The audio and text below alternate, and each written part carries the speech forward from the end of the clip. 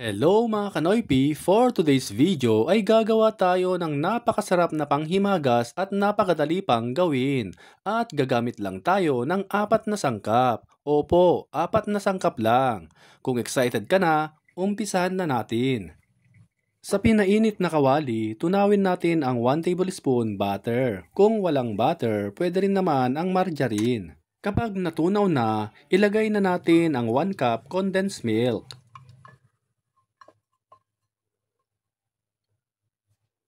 Ilagay na rin natin ang 2 itlog. Haluin natin at lutuin hanggang sa ito ay lumapot.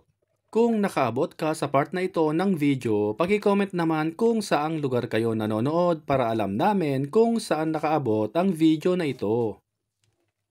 Kapag ganito na siya kalapot, patayin na ang apoy at hanguin na natin.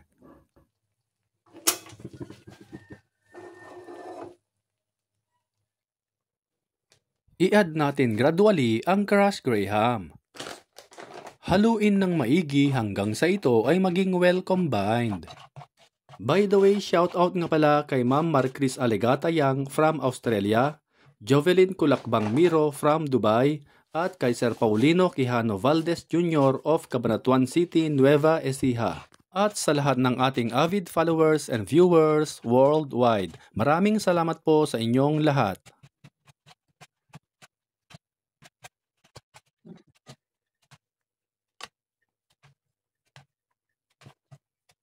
Kapag ganito na ang consistency niya, ilagay na natin sa isang container.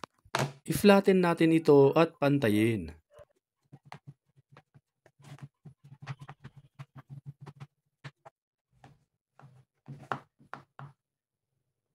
Pagkatapos nating ma-flatten, i-demold na natin.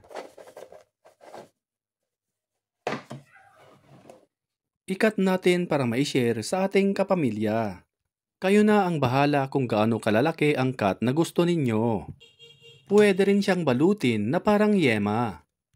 Kung mahilig ka sa matatamis na katulad ko, gawin mo na ito. Bukod sa masarap na, ay napakadali pa.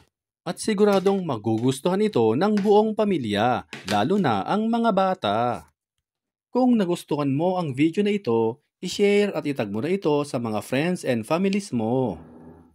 Maraming salamat po sa walang sawang panonood at pagsuporta. At kung bago ka pa lamang dito sa aming page, ay mag-follow ka na para updated ka lagi sa aming bagong recipe. Hanggang sa muli!